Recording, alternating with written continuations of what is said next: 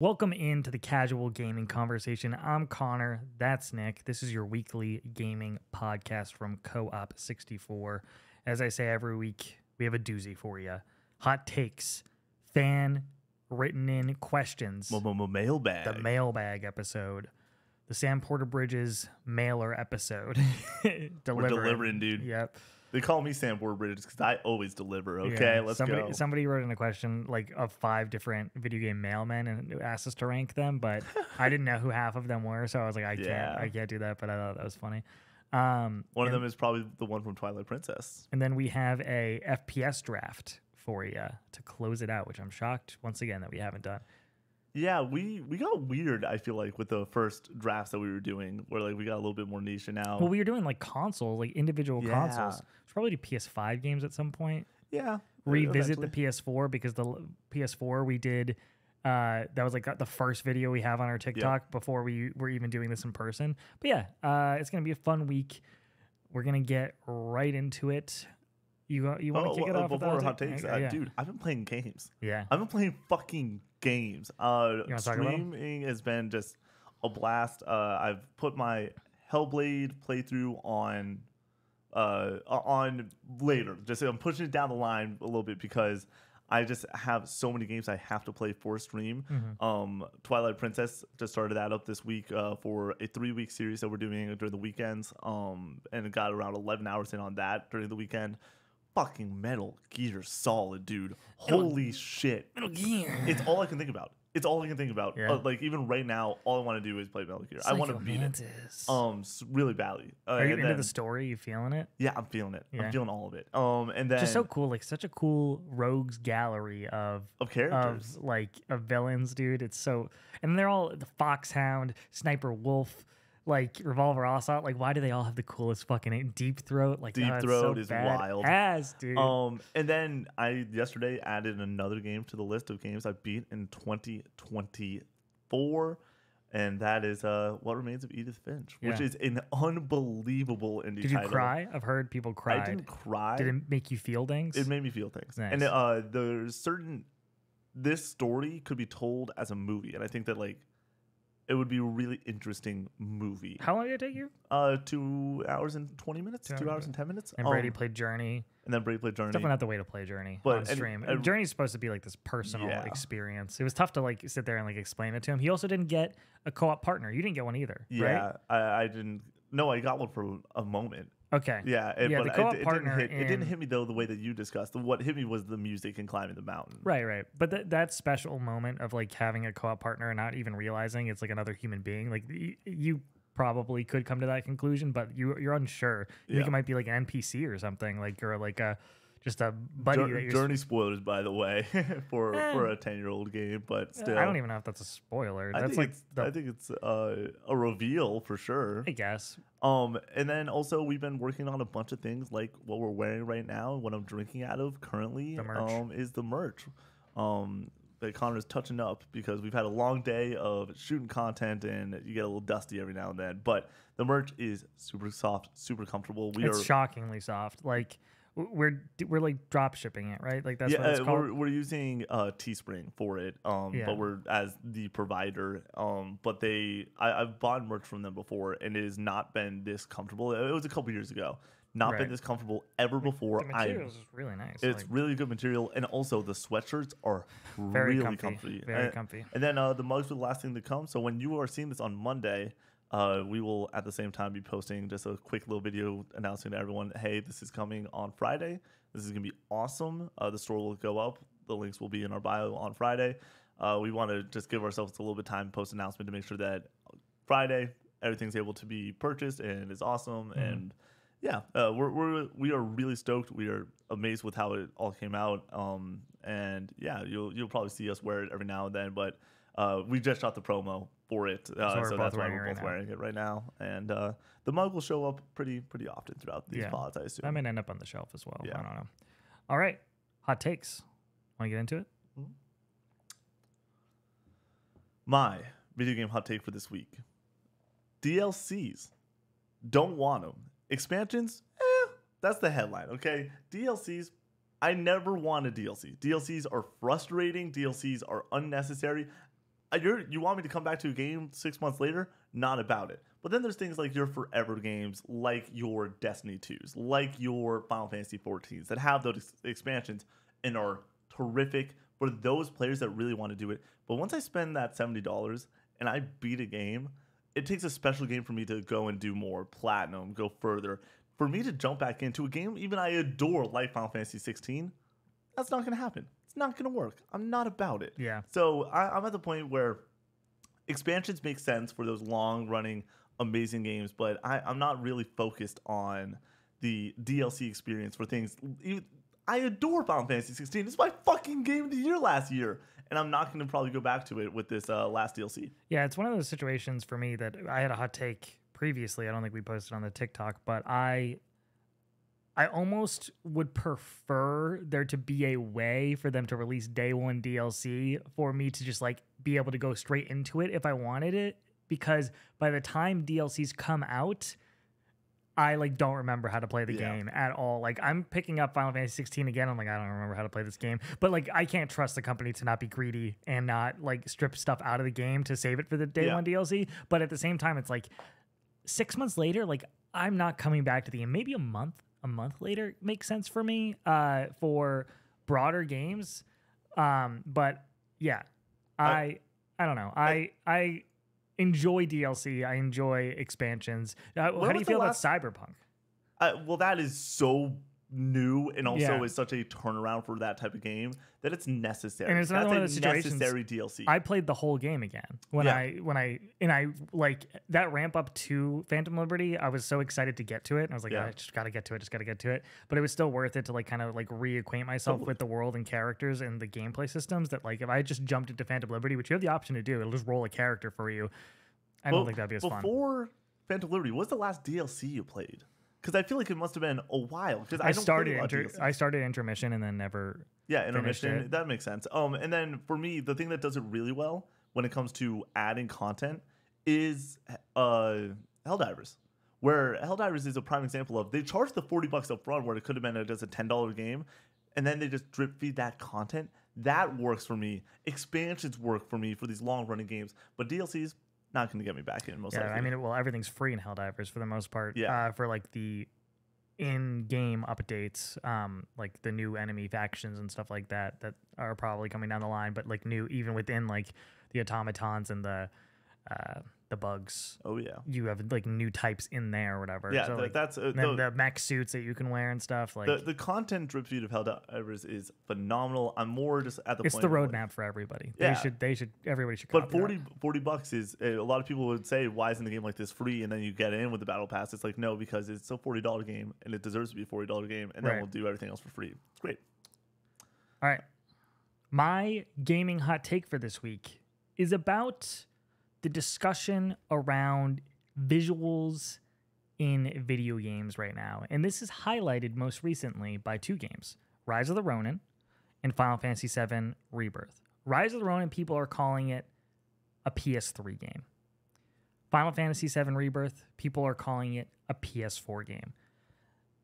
We need to get the record straight on what we're looking for in our video games. If Rise of the Ronin was this amazing video game, super fun, and it had more fleshed out open world mechanics and stuff like that, and it looks like this, that is more preferred than for it to look way better and run more poorly and to be a lesser fun video game. You know what I'm saying? Yeah. Like, we need to reclaim the narrative that visuals in video games are a nice to have, not a necessity.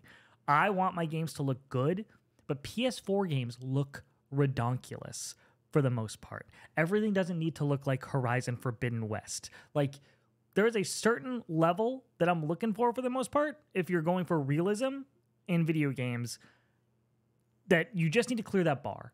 And as long as you're clearing that bar and you're a fun video game, then that's great. I'm sick of people being like, this looks like a PS3 game, this looks like a PS4 game, and like that's the entire narrative around why the game is bad or why we're like kind of writing it off completely. Like Rise of the Ronin is a fun video game. I like that game. just fine. But the entire conversation around it is that it looks like a PS3 game. And it's like, who cares if it looks like a PS3 game? Who cares if Final Fantasy VII Rebirth looks like a PS4 game? As long as it runs well and is a fun video game, that's all that really matters. And then if you want to go for a cool art style, do pixel art. Pixel art looks amazing. Timeless. Like Octopath Traveler 1 and 2 might be some of the most gorgeous games of all time, or like Celeste, which has like an interesting art style, or Undertale. Like these games, like not everything needs to be this high fidelity, massively realistic game for it to be great. Like let's just focus on making fun video games. I'm sick of this conversation that I think we're going to be having for the next decade as the iterations become smaller and smaller on how far you can push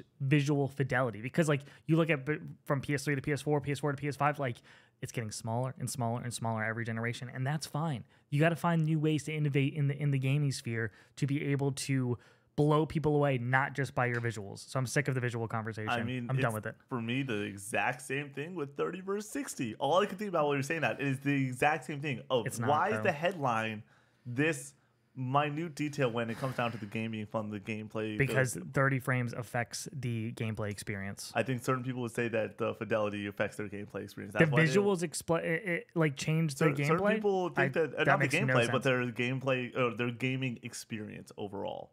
That is what I don't understand that. I don't understand the 60 versus I 30. I like good looking games, but I also like games with like cool art designs and interesting art aesthetics that like don't look like The Last of Us Part 2 But I'm or on the boat that I'm willing Horizon to give Forbidden up West. my 60 to get a prettier game. That is the boat I will. I will follow. never understand that choice. And that You is- and I will totally Yep, disagree on and this that's okay forever. to disagree on, because that means that you, the audience, get two different experiences of play types, and you'll now understand where we're coming 60 from. FPS performance mode every day of the week. Make the game look uglier, and yeah, that's. I like my. I don't care how I like good it looks. Cloud, Aerith, Tifa, and Barrett looking look as great. pretty as possible. They look great. I'll play it in 30 all they day. look they look fine on performance mode. They look fine, but they look real pretty on that fidelity mode.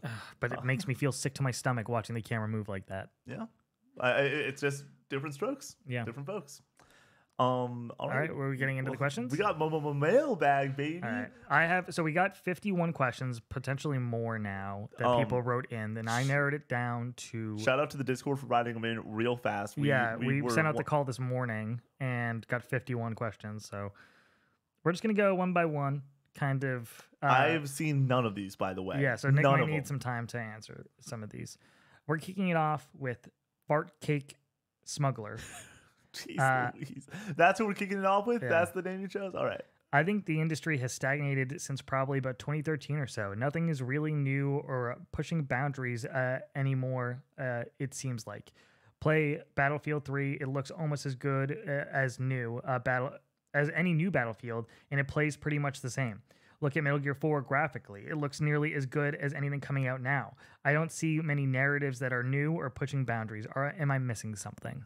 I think that the thing you're missing is certain developers are hyper focusing on curating experiences that push a specific aspect further. Right. Whether it's Hellblade with the audio, whether it is obviously Zelda and Breath of the Wild pushing what an open world is in that sense of discovery. Undertale with like the weird turn-based / like I don't even know what you would call it. Like you're in like a little box and you're dodging stuff like as a heart or whatever. Yeah. Like it has all the different gameplay styles and Undertale and everything. Yeah, like, there's certain minute and then you look at the behemoth of last year, Baldur's Gate 3, a game that's not for us, but like that game blew up in a way that you can't explain other than it is doing what it's doing masterfully. And so I'm very like, when it comes to the stagnation, yes, the overall packages of a lot of games feel stagnant, and it takes a really special story nowadays to knock you off your. And when it comes to your socks off. series too, like when you're talking about Battlefield, it's like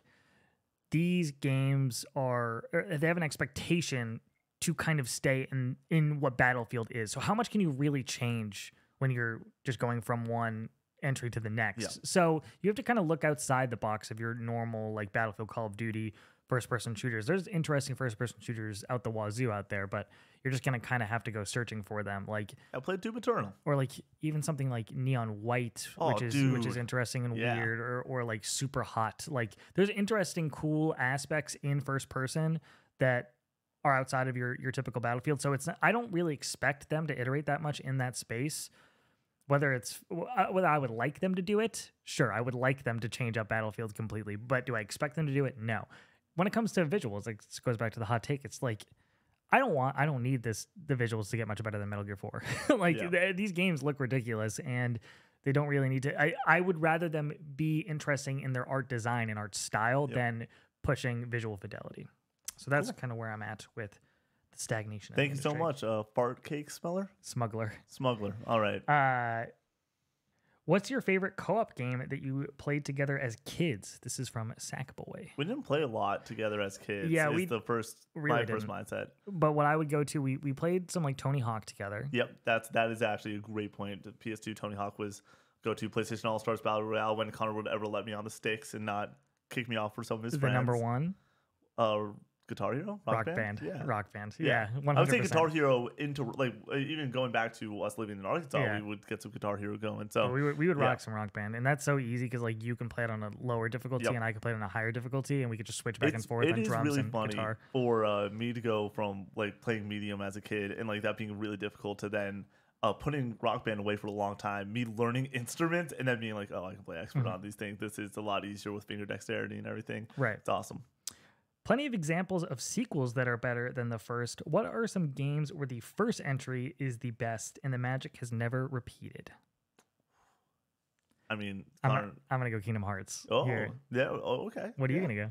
I once again, these things take a moment to think through as someone that I got another one. If you want me to Mario 64 is one that I think of where I don't know if there's been a 3D Mario than Mario 64. I think that The Last of Us, the story and the tightness of the story. Well, Last of Us is better. It's once again, that's two titans. Oh, yeah. Easy one, God of War 2018. I think God of War 2018 is a 10 out of 10. I think Ragnarok is a 9 out of 10. Well, would you say that's not the first? Oh, you're right. That's not the overall first. I'm gonna go with BioShock. BioShock. Oh, that's easy. Even though Infinite and BioShock 2 are special in their own right, like BioShock kind of perfected what it was setting out to do immediately, and then they just really they tried to return to the well, and it worked, and it didn't in some aspects, but nothing is quite like BioShock still. Yeah, I completely agree. BioShock is one of the most unique games ever. Games that you genuinely don't believe will ever see the day of light, stuck in development hell, from Deadman147. One other one that I want to mention, Dead Space. I thought about saying Dead Space, but Dead Space 2 is so good. I love Dead Space 2, but they're You're different. higher on Dead Space 2 than I would say a majority of. Dead Space 2 is really popular. Yeah. That's speaking of which, because I want to tie it into this question. Yeah, we're never seeing Dead Space 2 by EA remake. Sucks, dude. Especially because they were messing with the ending of Dead Space 1 and the original. Like, I thought it would be cool if they like went in a different direction and maybe made it a little bit more horror oriented. But man, I would have loved Dead Space 2 on up-resed and on modern consoles. Honestly, just give me a port. KOTOR. I think that remake, comes out. I now think does come out. Just throwing out games that are in Beyond Good and Evil 2. It will happen eventually. No, it will not. It will happen eventually. That game is never coming out. I think that it will restart completely. Like there will be something on Kotaku or something. I don't know. Just your favorite news site that's gonna be like, no, it's not happening. You wanna run through Valve games? Left 4 Dead 3, Portal 3, Half-Life 3. Those ever coming out? I know they're not. They were never announced to be in development, but like, do we think we ever get? I think the most likely one is Portal 3. Interesting. And I think that will happen eventually. I think Half-Life 3 is the most likely one. I think both of them do happen. Because Half-Life apparently ends on a cliffhanger. Yeah. The second part of the episodes or whatever. So I'm in the boat that those games, like, I love that they haven't gone back to them yet because it is such a break glass in case of emergency. And I mean, we got Alex, and Alex apparently is amazing. It's amazing. I gotta play this thing where it's like, oh, dude, let's just get a VR set. Yeah. Isn't it still only on the random Valve VR? No, you can play it on anything you can use on PC. Oh, just on PC? Yeah. Okay, cool. Yeah. But yeah, I think you can do it on a Quest. You really? You can plug a Quest into a PC. Okay, that I makes think. sense. We're very much VR novices. We are very much. I used a PSVR 2. I owned it, or PSVR 1, and I owned that for a while, and then like ended up kind of. Did you hear they've just stopped making PSVR 2? Yeah, Such a bummer, dude. It's like, why do they keep doing you go this? into any Walmart or GameStop, it's still on the shelf for. They're just any throwing one I've them seen. out there to die. Like they just. Well, they threw them out there to be like, will we get all the people that want to pick this up? And it seemed like they didn't even get the hardcore fans. Right. So yeah. What are your top 3 Uncharted chapters, or even from each game? Let's do chapters, and just like kind of broadly speaking, like the set pieces, and that's from Sean Mason. Uncharted 2, the mission where the chopper is chasing you down through that city. That's fucking epic. That's my go-to one that I think about. Uncharted 4, the heist scene where you're in the auction. Oh, interesting. For me, it's a slower chapter, but the tension in the build of wait, they're there. They're here, and it's just consistently like building this tension of we're doing something, and once again in classic Uncharted fashion, nothing is going correct. And then I think that the culmination chapter in Lost Legacy, the very ending, where it is the best version of it. So good. Those are my top 3. Yeah, I'm gonna go with the water flooding in Lost Legacy, which is different than the very end. The very end of the game, but you'll know what I'm talking about. Then I'm gonna go with Uncharted 3, the cruise ship section. Can we play Uncharted 3 like now? Nobody talks about Uncharted 3. Dude, it's so as good as Uncharted 2 at the very least. I think Uncharted 2 is a little bit better, but it's close. It's like Uncharted 2. Get what we did guessing Metacritic games today. It's like a 96 or something.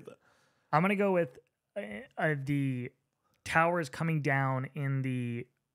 It's like the wooded area you're in the jungle area with Uncharted 2. Sam and Uncharted 4.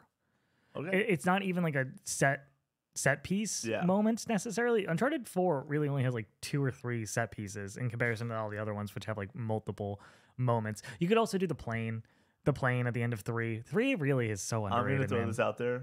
Uncharted 4 Prison Break Part 2. Holy shit, dude! Yeah. That is the moments and the realizations, but also the core gameplay is exciting, explosive, and oh my god. I hate that I platinumed all these games. Maybe I'll go back and play them on PC. Just go grab that. Just go do it. Yeah. Continue through. We're fine. We have a sound proofing, which is just some moving blankets that we prop up on Nick's window to help with the echo, because Nick is living in an open box with no rug in here, so sound just like goes everywhere, but that's what just fell. But yeah, Uncharted, love this series. I was thinking about this because, like, man, just talking about this makes me want to replay these games so badly, but I've platinumed all these games. Like, I just have no reason to go back to it at all. Uncharted 4 is a game that is definitely up there for the game I've played the most. And I remember going and being that for like the 3rd or 4th time and just being like, this is the ultimate adventure. Like, it just fucking nails it. And it's insane because I think there's better set pieces in the Uncharted series, but like moment to moment, it does not get better than Uncharted 4. I think it is a masterpiece. Like, that game, moment to moment, is just masterful with the music, the combat, the overall action story. It's amazing. Let's stream Uncharted 4 on Monday. Screw Princess Peach. Goddamn. What PS2 games are on your list of games you need to play from Drifter? Silent Hill 2, baby. For me, it's Bully. I would like to play Bully. I also have Guitaru Man that I'm planning on doing a review on at some point. Devil May Cry. So many freaking games. The PS2. Baller. Great console. Would either of you ever want to work in the industry outside of content creation? If so, what is your dream role? From Tin Horn, aka Brian. Yeah, outside of Co-op 64, I feel like we get to do all of our gaming coverage, news discussion, which is something that I enjoy heavily. Would you want to develop a game or something? Well, yeah, and so when it comes to the creative aspect of content creation and discussion, this is what I love.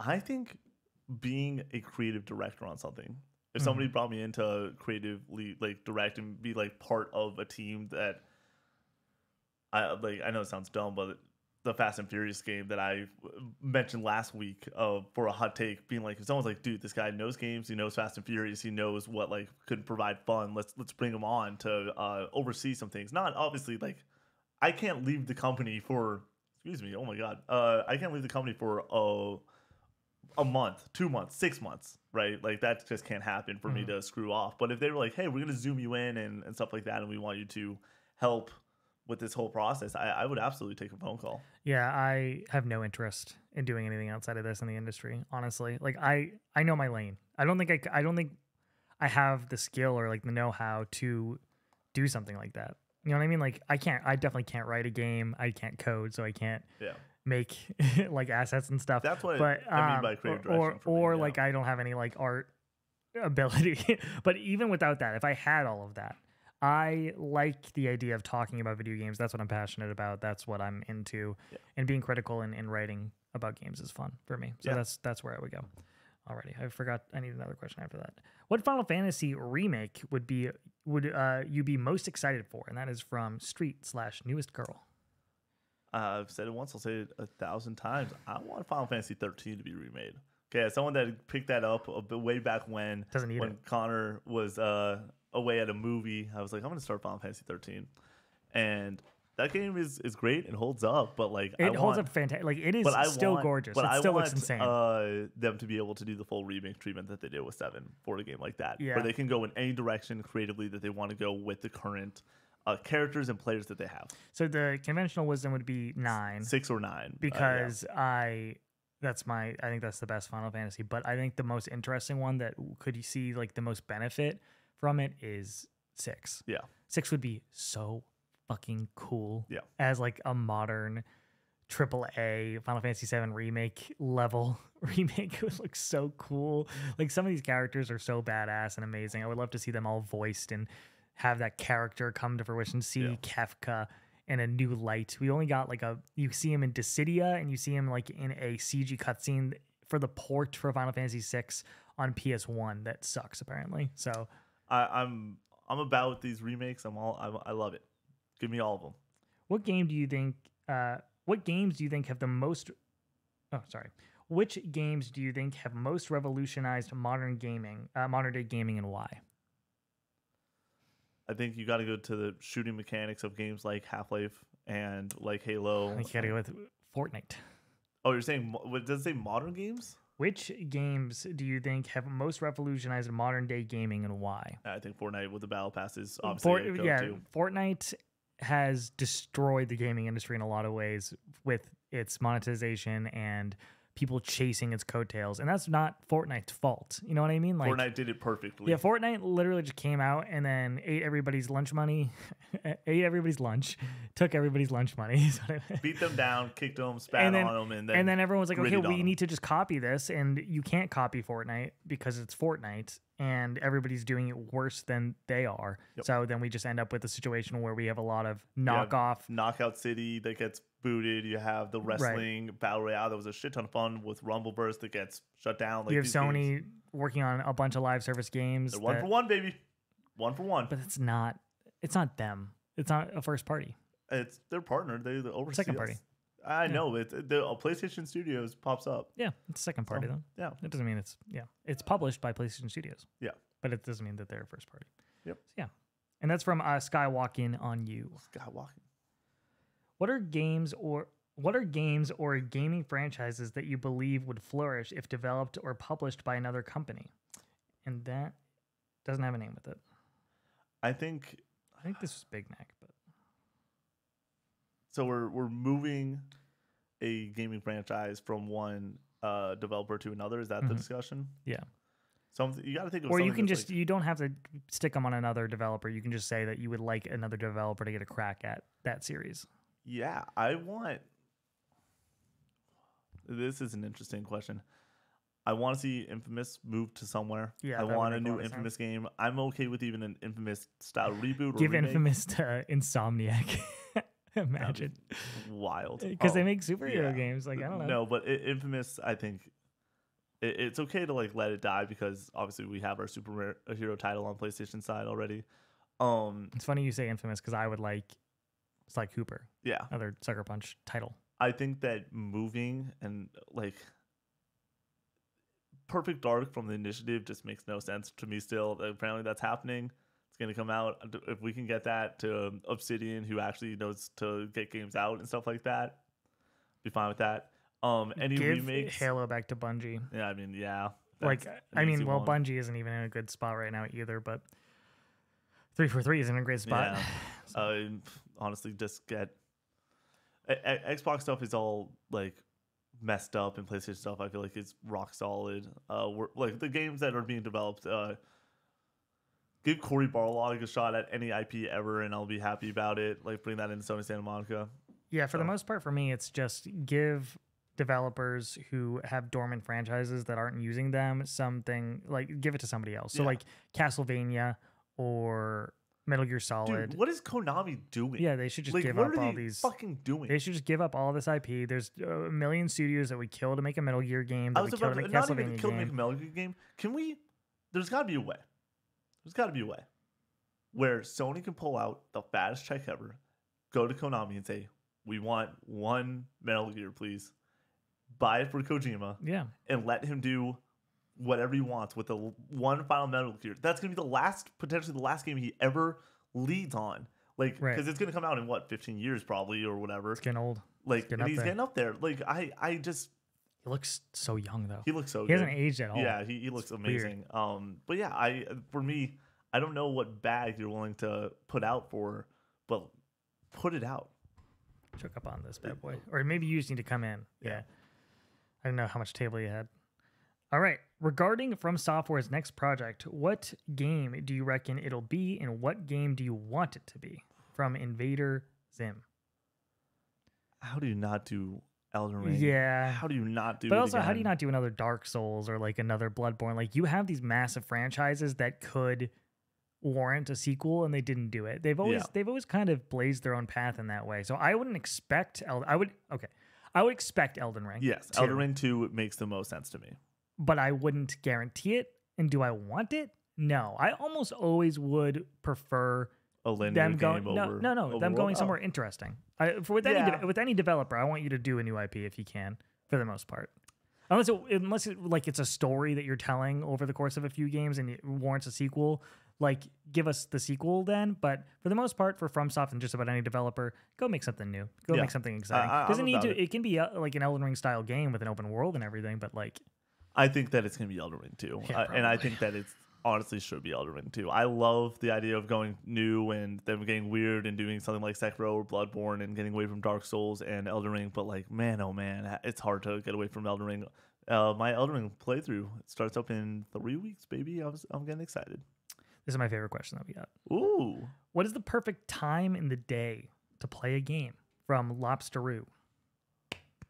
I love that question. Love that question. Connor and I are gonna have very different answers. Holy shit, we're gonna have different answers. Do you want me to go first? Yeah. I prefer gaming in the morning, especially when I don't have anything to do for the rest of the day. If I can like wake up on a sleepy, rainy Saturday morning, pull the blinds closed to make sure the sun isn't coming in, making my little cave. I want no light in the room with me. So I close all my blinds, close all the curtains, and so like 8, 9 a.m. on a weekend, cup of coffee, sitting down for like 7 hours, just ready to just veg out. And that's my favorite time. Back when I worked in corporate America, I would wake up naturally like at like 6 a.m. on the weekends, just because that's kind of when I woke up, generally speaking, on weekdays. And those were really nice mornings. I remember playing Death Stranding, waking up, cup of coffee, cat on the lap. Winry was very much into sitting on our laps at this point. I'm sitting there. I put my phone in the other room, just left it over there, and just fell into Death Stranding. And just it's one of my favorite gaming memories of the last 10 years, honestly. So I have 2 answers to this. 3 o'clock is my go-to answer because in the afternoon. Yeah. Okay. And so for me, I love waking up on a Saturday. It's like 10:30, let's just say, get a good night's sleep in. I normally stay up till 1 a.m., 2 a.m., not only on the weekends, but most weeknights. So get around good 8 hours, wake up around 10:30, and then it takes me a while. I want to go for that morning scroll. I want to go and grab my coffee. I want to come back and relax before I get into a long gaming session. And then 3 to like 8 o'clock, just like chill, get a late dinner and everything after the fact, and then maybe go out, see some friends, or do some business stuff or whatever. The second one is midnight. I love starting gaming around midnight and playing till about 3:30.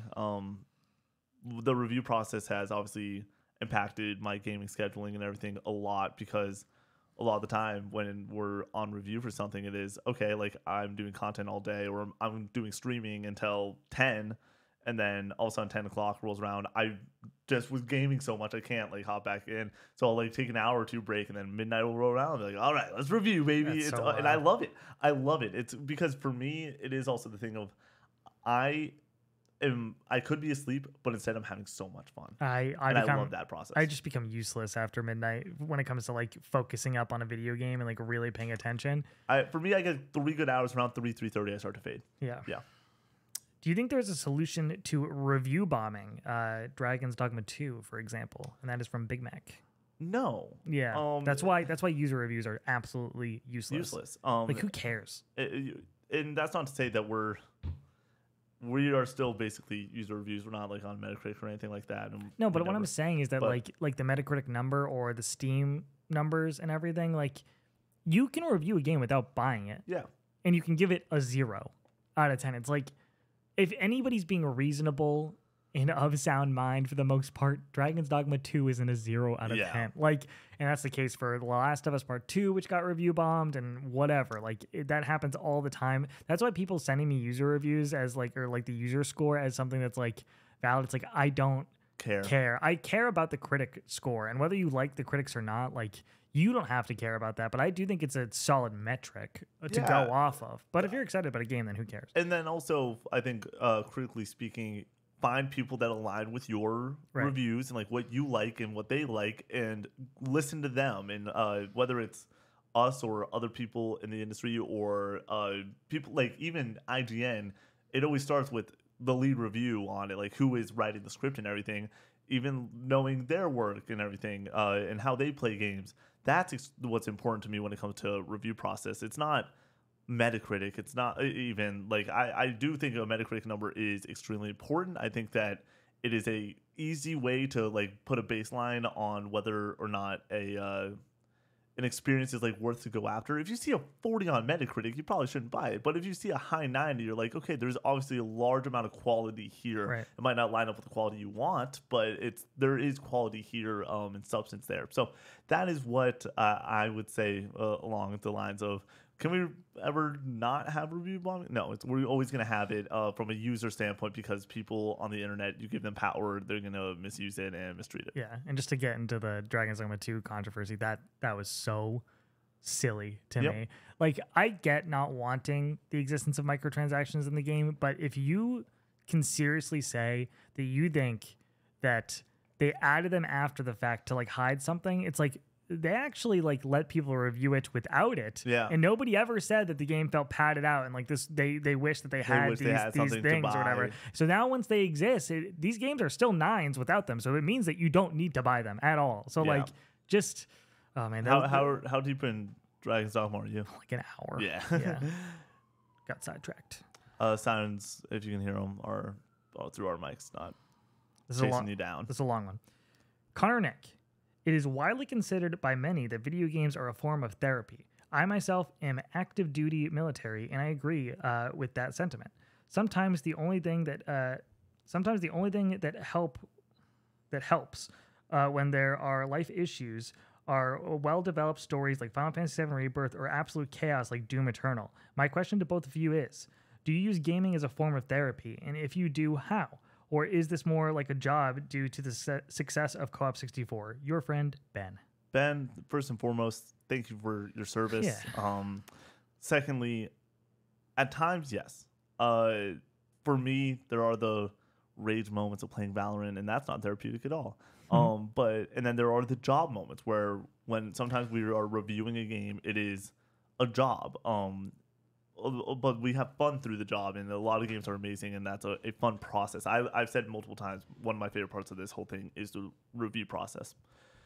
With that being said, absolutely, sometimes it can be therapeutic still, even though it is a large part of our job, and with it being a job, it's stress is included. But playing games with you, playing games for review sometimes, playing games like Final Fantasy VII Rebirth, like I was doing side stuff a couple nights ago or a couple weeks ago, and hearing hollow play, like just to like be able to sit and enjoy that song as I'm playing something and experiencing that world, uh, not only makes me emotional, but it is a moment of like serenity, and I forget everything that is happening on the outside. Right. And then also there are things like Doom Eternal and Doom where you're able to put some fucking frustration out into the world and get it like be like, "Ah," and then afterwards you like go and you live your life, and it's great to go and like have a outlet to be like rage, like it's great. So yeah, I definitely still find therapeutic aspects in gaming,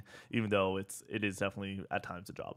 Yeah, it's interesting because my relationship has changed a lot with this idea over the last few years. Not because of Co-op 64 stuff, which has changed just from the review process, like Nick was saying, but also from a attention span perspective and like getting fully immersed in a game. I think is getting harder and harder. There's a lot going on in the world. We're all, whether I like it or not, on our phones all the time. I love using my phone. Yeah. And like I like scrolling and I like looking at other people's TikToks. I like seeing our TikToks and seeing how the numbers are doing and everything. I like going into the Discord and seeing what's going on in there. It's really hard for me to fully immerse myself, to kind of get into that therapeutic state of like shutting the outside world away from me. And lately I've tried to put my phone in the other room, Yeah. and that I think is what helps a lot for the most part, and just really trying to regain some of that attention span. Because like even watching shows, like I'm watching the first episode of Fallout, and like every like 15 minutes I'm picking up my phone and doing a little scroll, and it's like I wish I I could need to just get you on Do Not really, Disturb, dude. I really got to just focus up. It's not the notifications to Really? get it. It's Oh. literally just me. For me, it's It's the like it's notifications. involuntary. I definitely have that TikTok brain rot. I just do. Like my attention span is just getting slowly and slowly worse, and I need to fix that for sure. Connor in the bottom of his mind has Minecraft platforming speed runs just Yeah. consistently going. It's great. For real. All right, great question, Ben. I've noticed y'all playing a lot of short games lately. Do you prefer games that have an ending / finality to them, or do you prefer games with continuous replayability, like Minecraft or Fortnite? From Miss Anime. This anime, I mean, we did just do literally the short game stream, so Yeah. that I think obviously has some weight to it. When it comes to us streaming games in particular, I'm the one that mainly runs the stream schedule. I try to allow us to, especially with Connor doing all of Sly, me doing FF7 into FF9. When we're doing group stream, it needs to be short stuff. It needs to be just like easy jump in, jump out type of things. And then obviously Sly is a shorter game in general, but like that whole series takes a while. In Not our that free time, short. what? Like they're not that short. They're Like the not- first one's 7, and then 17, and then 15 13, hours yeah. or something. Like they're geez. longer games. But yeah, I when it comes to setting the schedule, that is something that's always on my mind. I will always prefer a short game. I've said that multiple times on this podcast because I like that completion aspect. But Fortnite's in my top 5 games ever. Valorant, Right. due to just the amount I played, probably should be my top 10 favorite games ever.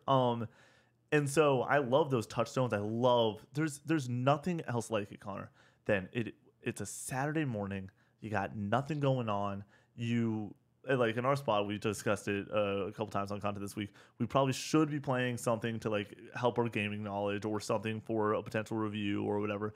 But you just go and you boot up Fortnite and you just do a couple of hot drops. Yeah. Like there's nothing else like it. And I love that mindless, like, let's just hop in, pure comfort zone.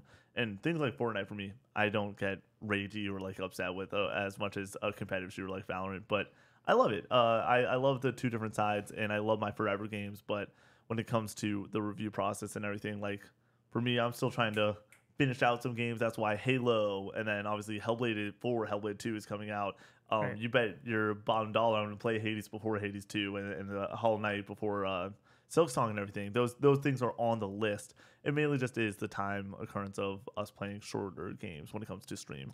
Right. I prefer my shorter games. I had a hot take about this a few months ago, that I do prefer stuff that I can beat in a reasonable amount of time. That's to say that I don't like long games or games that are multiplayer and have a lot of replayability, like Valorant, which is my most played game ever. And that's really the first game that I've ever like truly enjoyed that is one of those games. Like I played Call of Duty, but I played it because friends were playing it. I liked Fortnite for a while when everybody liked Fortnite and everyone was obsessed with it. So I'm not going to deny that.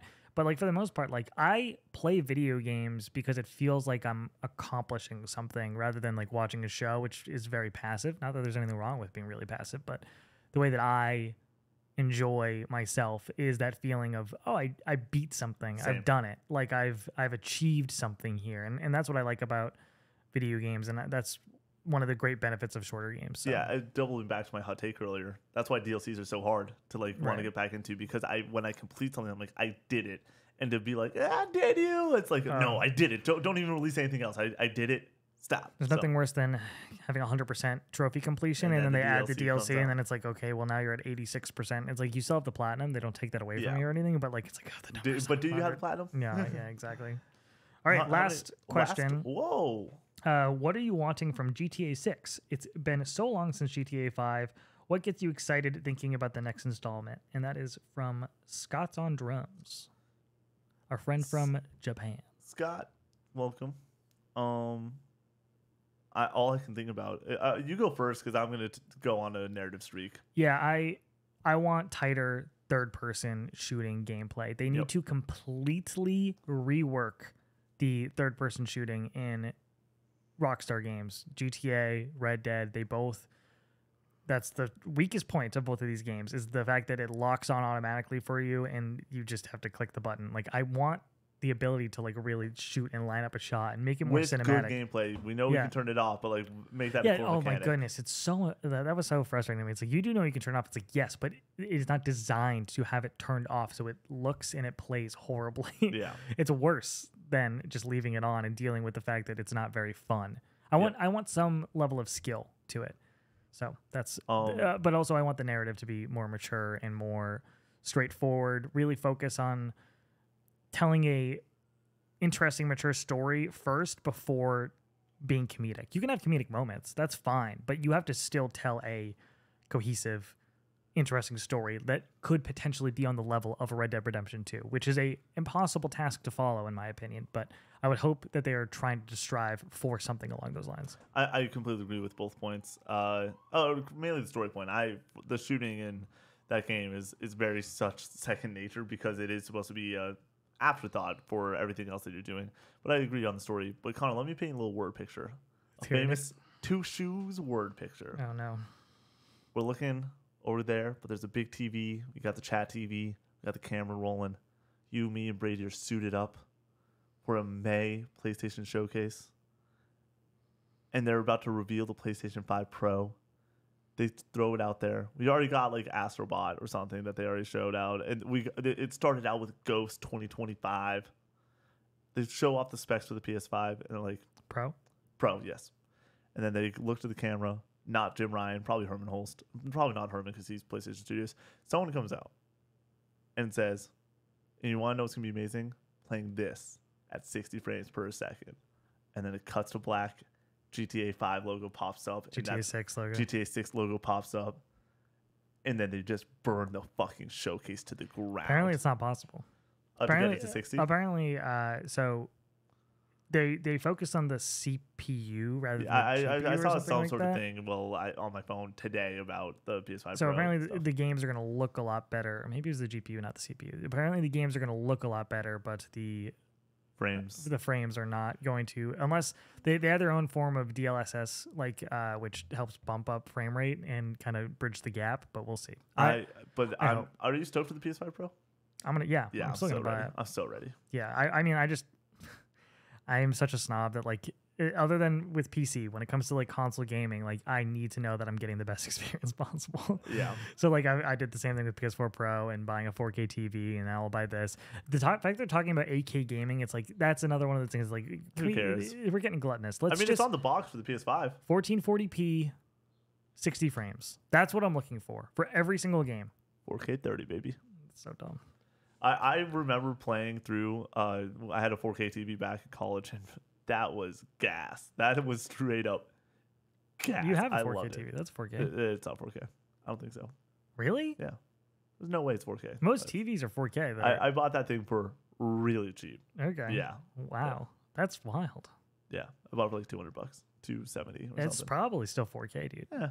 I have no idea. Probably should figure that one out. Okay. All right. Ready to draft? I'm going first. Sure, you go I am. first.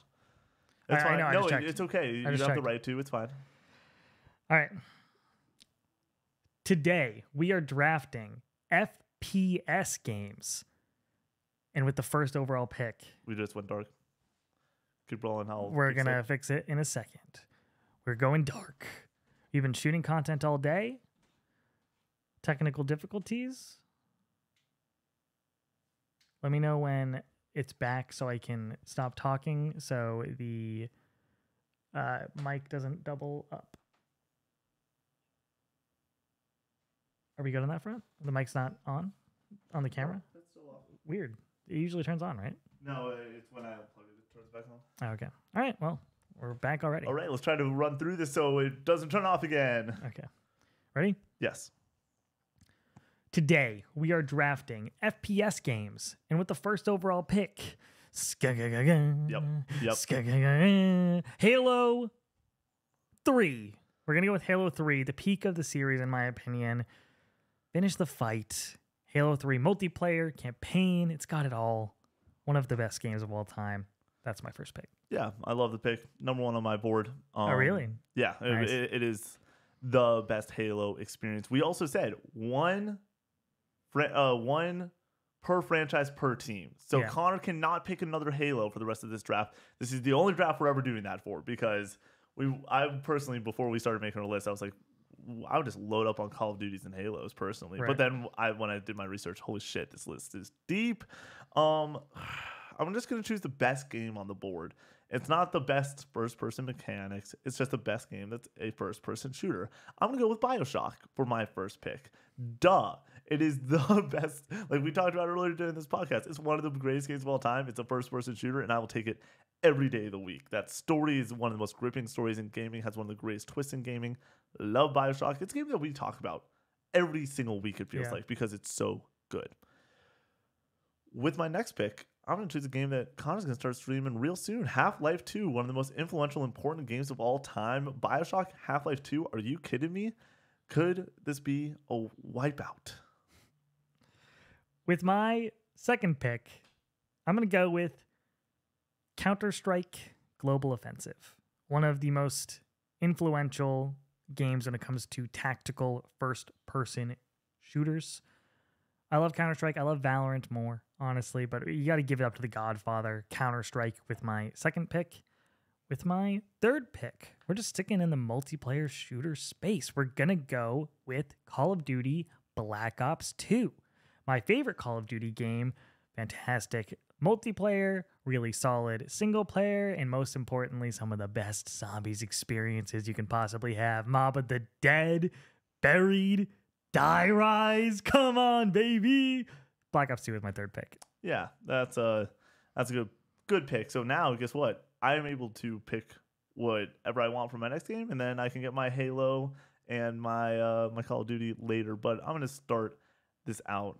You're metagaming. Oh yeah, right? you went early with those picks. I was like, I don't know why necessarily. I don't play the metagame. I'm just picking what's best on the board. Pick what's best on the board, Nick. Don't be a weenie hut. Connor, what's best on the board? I'm not going to pick next, but then I will pick this. Actually, it doesn't matter because I actually picked here. Pick. I'm going to pick Black Ops 3 for my Call of Duty choice here. Black Ops 3 is the best Call of Duty game of all time. It's for one thing and one thing only: Call of Duty Zombies. It does not get better than the peak of Call of Duty Zombies. Dryzendrock, Shadows of Evil, Revelations, Garad Krovi, Zetsubo. And then let's also throw in 8 of the greatest maps of all time, including Origins, including Moon, Shang. I can do all of them. I'm not going to do that right now. Ascension. It's so King. freaking good. It's the greatest package of any Zombies games ever. There's a reason this game is basically 10 years old and the Zombies community still only plays Black Ops 3. It is that good. I'm so excited to stream some Zombies this summer with you and the crew. It's going to be a lot of fun. And then with my next pick, I'm going to go with the game I then have the highest on the board, Doom Eternal. I'm going Eternal. Interesting. Going Eternal. You and I just went for the same series, just different ones on all of them. It's really funny. I don't think I'm going to draft it, but I have 2016 on here as Yeah. well. I also thought about doing the original Doom. Yeah, I'm going to go with Eternal. I think that it is the most tight gameplay experience. It takes what Doom 2016 did, cranks it up by a couple notches, and it's one of the greatest FPSs of all time. I'm going to get my top 4 here. So I take it. think I have my 4 of the top 5 because you have Halo 3. Yeah. Gotcha. With my fourth pick, I'm going to go with Titanfall 2. I didn't let Titanfall die. You did. You did, Nick. The community did. Titanfall 2 is one of the greatest games of all time, one of the greatest single-player campaigns, first-person campaigns of all time. So good. Fluid movement. Was super influential on Call of Duty. Call of Duty just tried to copy it with Advanced Warfare and Infinite Warfare and fell on its face and just And totally... Black Ops 3. And Black Ops 3 and just did not do it right. We thought Titanfall was going to be the future and it just fell off a cliff. They didn't succeed in the way that we all thought it would. But I love Titanfall 2. Titanfall 2 with my fourth pick. Got a lot of good games left on the board here, Nick. A lot of good games. I don't want to give you any of them, so I'm not going to say them yet. With my fifth and final pick, we're going to go with Borderlands 2, baby. Cooperative madness. Guns galore. So good. Weird, amazing characters. Great environments. Timeless art style. And most importantly, some great shooting mechanics. Super fun. Borderlands 2 with my final pick. Yeah, that's a really solid pick. It's a game that we've said multiple times. 2025 co-op-a-thon. It's going to happen. Yeah. We will play this game on stream. It's going to be a lot of fun when we do, but not as much fun as this next game. This next game is also cooperative. This next game is a game that I adore and Connor hates. I'm choosing Halo Reach, baby, with my last pick. One of the best experiences on the 360. One of the best gaming experiences of all time. Sure, the gameplay is a little bit like Call of Duty. It's not the gameplay. But it is the greatest Halo experience that is not Halo 3. Put it on the board. Let's go. It's the worst Halo game. I'll die on this hill. All right. And that's your draft. How do you feel? Feel good. Yeah. Dude, we have a hell of a week of gaming ahead of us with a lot of great streams. We're streaming for another 6 days straight again this week. You are. Well, we are, as a company, that's are true. streaming 6 days straight. I got the weekend off for the first time in... I don't even know how long it's been. We have the current schedule as it stands for the boys. This is really exciting stuff, a little behind the scenes. We're all doing a lot of traveling. Brady's traveling for 2 weeks in a row, then I'm traveling, then Connor's traveling. So weekends and schedules and shooting is going to move around. We will always have your podcast on Monday, unless there's other things and other reasons. But we are going to have 2 weekends of me playing Twilight Princess. So both of the boys are off. And then the next weekend, no bonus content because I'm away and the boys have nothing bonus going on. And then when Connor's away, it's just Brady plays Stray. So we have a bunch of actual free time. Like I said, we're officially starting to enter phase 3 of the bonus content. It's which nice. Is really nice. We should have some free weekends. I love doing it. It's super fun when I'm over here, but man, am I an EP boy. And I'm excited to I mean, before all of this, before Nick, it was hard to get me out of my apartment to do stuff, period. Yeah. So now I'm outside of my apartment all the time over here having a blast, but it drains the old social battery. And I'm excited to have a weekend to just go full on goblin mode and just goblin mode. Just what does Laura say? Slug mode? Oh yeah, slug mode. Yeah. I'm just gonna rot in my apartment. It's gonna be awesome. Gonna be great. I'm off on Friday. I'm gonna sit there from Friday to Sunday and do nothing but play video games. It's gonna be awesome. I'm in the boat where, Twilight Princess is a lot of work, but it's a lot of fun, and it's gonna be nice to have this schedule and moving and everything was definitely not ideal when it came to I can't have a night this weekend. I have no nights from this weekend. Next weekend I actually have Saturday night to do stuff and experience the world and be social. As of right now, it's been a while since the old Two Shoes has had a social experience, but I'm really excited to start enjoying phase 3 of that, get into summer showcase season. We had a long meeting. Phase 3. Well, we had a long meeting today because of all the travel stuff where Summer Game Fest and showcase season is right around the corner. We're stoked for it. We're gonna have a lot of podcasts discussing reactions, predictions, maybe a betting special. We'll see. All right. That was your casual gaming conversation for this week. Thanks so much for tuning in and hanging out with us.